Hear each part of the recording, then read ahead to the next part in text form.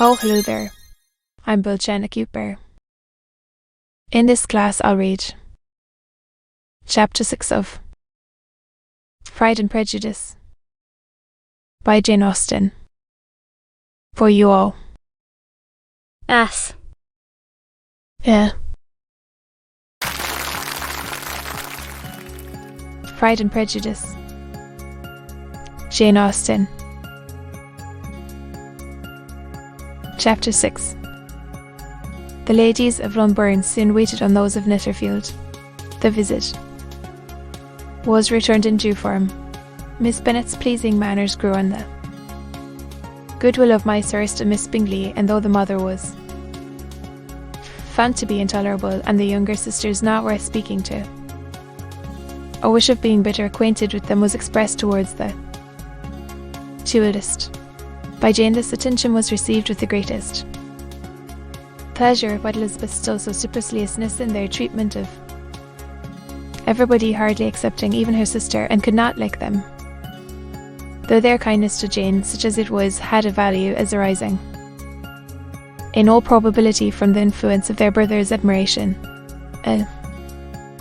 Was generally evident, whenever they met, that he did admire her, and to her it was equally evident that Jane was yielding to the preference which she had begun to entertain for him from the first, and was in a way to be very much in love, but she considered with pleasure that it was not likely to be discovered by the world in general, since Jane, united with great strength of feeling, the composure of temper, and an uniform cheerfulness of manner which would guard her from the suspicions of the impertinent. She mentioned this to her friend Miss, because it may perhaps be pleasant, replied Charlotte, to be able to impose on the public in such a case, but it is sometimes a disadvantage to be so very guarded. If a woman conceals her affection with the same skill from the object of it, she may lose the opportunity of fixing him, and it would then be but poor consolation to believe the world equally in the thought. There is so much of gratitude or vanity in almost every attachment that it is not safe to leave any to itself. We can all begin freely. A slight preference is natural enough, but there are very few of us who have heart enough to be really in love without encouragement. In 9 cases out of 10, a woman had better show more affection than she feels. Bingley likes your sister undoubtedly, but he may never do more than like her if she does not help him on. But she does help him on as much as her nature will allow.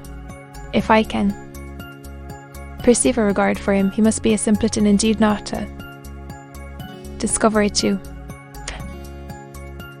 Remember, Eliza, that he does not know Jane's disposition as you do. But if a woman is partial to a man and does not endeavour to conceal it, he must find it out. Perhaps he must, if he sees enough of her. But though Bingley and Jane meet tolerably often, it is never for many hours together, and as they always see each other in large mixed parties, it is impossible that every moment should be employed in conversing together. Jane should therefore make the most of every half hour in which she can command his attention. When she is secure of him, there will be leisure for falling in love as much as she chooses. Your plan is a good one, replied Elizabeth, where nothing is in question but the desire of being well married, and if I were determined to get a rich husband, or any husband, I dare say I should adopt it. But these are not Jane's feelings. She is not acting by design. As yet she cannot even be certain of the degree of her own regard, nor of its reasonableness. She has known him only a fortnight. She danced 4 dances with him at Merton. She saw him one morning at his own house, and has since dined in company with him 4 times. This is not quite enough to make her understand his character, not as you represent it. Had she merely dined with him, she might only have discovered whether he had a good appetite, but he must remember that 4 evenings have been also spent together in 4 evenings may do a great deal. Yes, these 4 evenings have enabled them to ascertain that they both like Vinton better than commerce, but with respect to any other leading characteristic, I do not imagine that much has been unfolded. Well, said Charlotte, I wish Jane success with all my heart, and if she were married to him tomorrow, I should think she had as good a chance of happiness as if she were to be studying his character for a 12 month. Happiness in marriage is entirely a matter of chance. Oh. The dispositions of the parties are ever so well known to each other, or ever so similar beforehand. It does not advance their felicity in the least. They always continue to grow sufficiently unlike afterwards to have their share of vexation, and it is better to know as little as possible of the defects of the person with whom you are to pass your life. You make me laugh, Charlotte, but it is not sound. You know it is not sound, and that you would never act in this way yourself. Occupied in observing Mr. Bingley's attention to her sister Elizabeth, was far from suspecting that she was herself becoming an object of some interest in the eyes of his friend. Mr. Darcy had at first scarcely allowed her to be pretty. He had looked at her without admiration at the ball, and when they next met, he looked at her only to criticise. But no sooner had he made it clear to himself and his friends that she had hardly a good feature in her face than he began to find it was rendered uncommonly intelligent by the beautiful expression of her dark eyes. This discovery succeeded some others equally mortifying, though he had detected with a critical eye more than one failure of perfect symmetry. In her form, he was forced to acknowledge her figure to be light and pleasing, and in spite of his asserting that her manners were not those of the fashionable world, he was caught by their easy playfulness. Oh, this she was perfectly unaware. To her he was only the man who made himself agreeable nowhere, and who had not thought her handsome enough to dance with. He began to wish to know more of her, and as a step towards conversing with her himself, attended to her conversation with others. His doing so drew her notice. It was at Sir William Lucas's, where a large party were assembled. What does Mr. Darcy mean, said she to Charlotte, by listening to my conversation with Colonel Forster? That is a question which Mr. Darcy only can answer. But if he does it any more, I shall certainly let him know that I see what he is about. He has a very satirical eye, and if I do not begin by being impertinent myself, I shall soon grow afraid of him. On his approaching them soon afterwards, though without seeming to have any intention of speaking, Miss Lucas defied her friend to mention such a subject to him, which immediately provoking Elizabeth to do it, she turned to him and said, Did not you think, Mr. Darcy, that I expressed myself uncommonly well just now, when I was teasing Colonel Forster to give us a ball at Meryton? With great energy, but it is a subject which always makes a lady energetic. You are severe on us. It will be her turn soon to be teased, said Miss Lucas. I am going to open the instrument, Eliza, and you know what follows. You're a very strange creature by way of a friend, always wanting me to play and sing before anybody and everybody. If my vanity had taken a musical turn, you would have been invaluable, but as it is, I would really rather not sit down before those who must be in the habit of hearing the very best performers. On Miss Lucas's persevering, however, she added, Very well, if it must be so, it must, and gravely glancing at Mr. Darcy, there is a very fine old saying, which everybody here is of course familiar with, keep your breath to cool your porridge, and I shall keep mine to swell my son. Her performance was pleasing, though by no means capital. After some ought to, and before she could reply to the entreaties of several that she would sing again, she was eagerly succeeded at the instrument by her sister Mary, who, having, in consequence of being the only plain one in the family, worked hard for knowledge and accomplishments, was always impatient for display. Mary had neither genius nor taste, and though vanity had given her application, it had given her likewise a pedantic air and conceited manner which would have injured a higher degree of excellence than she had reached.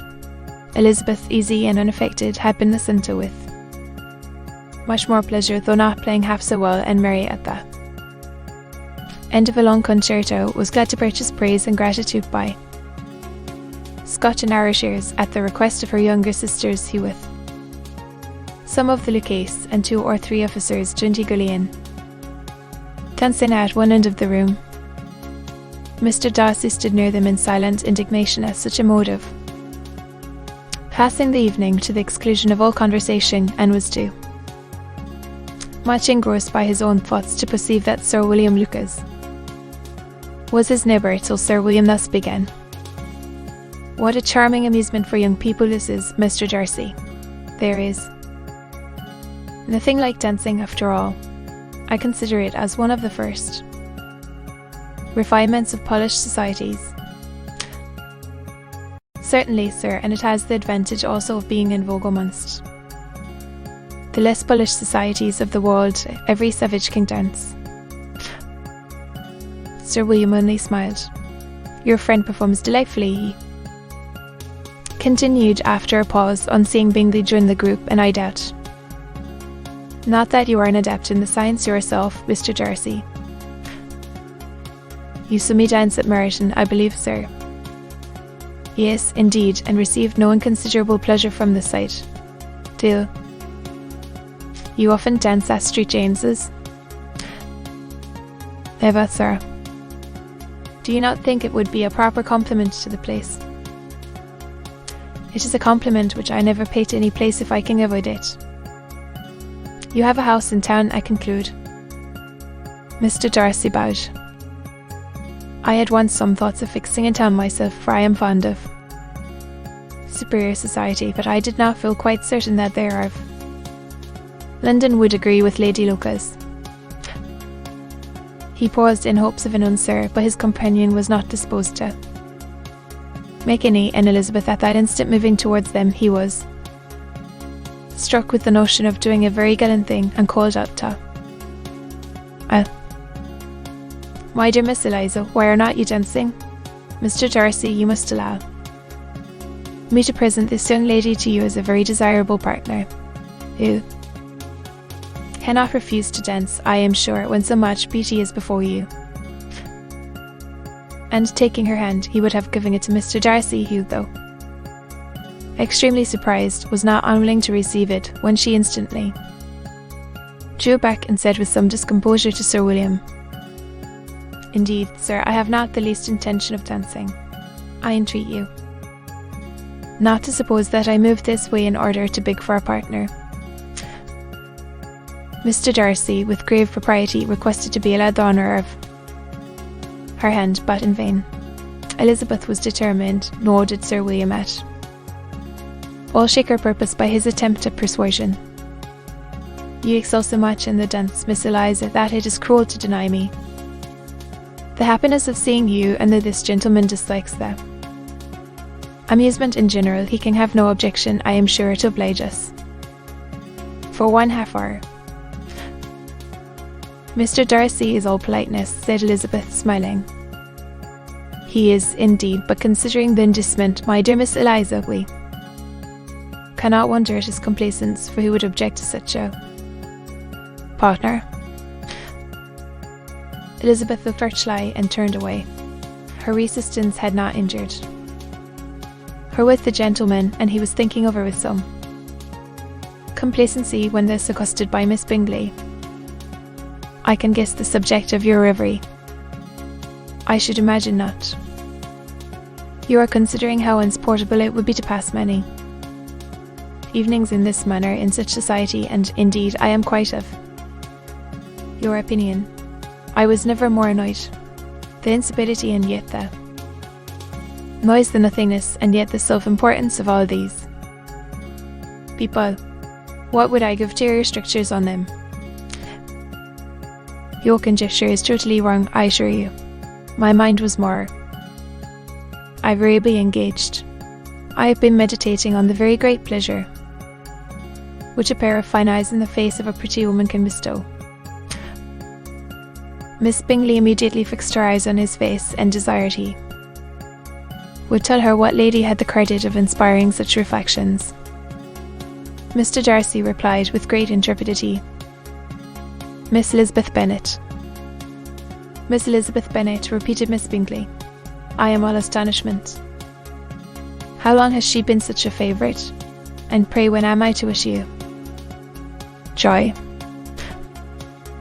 That is exactly the question which I expected you to ask. A lady's imagination is very rapid. It jumps from admiration to love, from love to matrimony in a moment. I knew you would be wishing me joy. Nay, if you are so serious about it, I shall consider the matter as absolutely settled. You will have a charming mother-in-law indeed, and of course she will be always at Pemberley with you. He listened to her with perfect indifference while she chose to entertain herself in this manner, and as his composure convinced her that all was safe, her wit flowed on. To be continued.